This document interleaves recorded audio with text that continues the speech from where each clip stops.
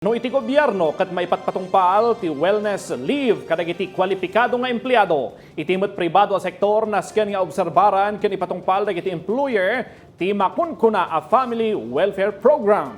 Dahil tapno may payan iti kang runan nga tensyon dagiti mangmangged nga agsagsagaba iti stress. May naig iti trabaho da. Adda detalye ni Jessel Kate Lapisar.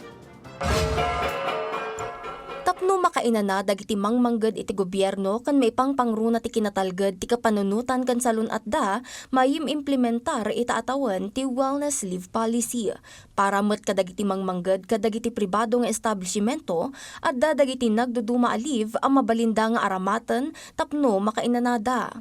Ni Manong Virgilio kas may sa security guard umdas met para kenkwana dagiti may papaay kadakwada nga aldaw ti panaginana iti panggadan na ngumnam namaan na nga adamat ti may paay kadakwada akapada ti wellness leave. Dapat sana ma'am para naman kunyari may mga okasyon na kagayong Christmas o New Year maka-attend naman sa mga pamilya. Sigun iti Department of Labor and Employment, adda dagiti leave adjaya kadagiti mangmangged iti pribado nga institusyon pakairamanan ti sick leave, vacation leave kanda dumapay. Malaksid iti dayta, maipatpatungpal ti Family Welfare Program ang mangitandudo iti kalidad ti biag ken kinaproduktibo dagiti mangmangged babaen iti panakaipatungpal kadagiti serbisyo a nakasentro iti pagsayaatan ti pamilya. Maraming aspeto para masabi mong well ang isang manggagawa.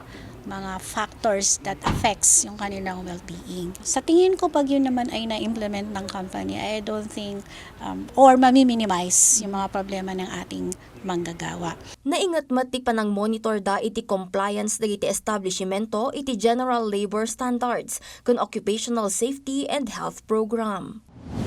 Fortunately po here in Cordillera Administrative Region, wala naman po kaming na-penalize. Very cooperative naman po ang mga employers natin.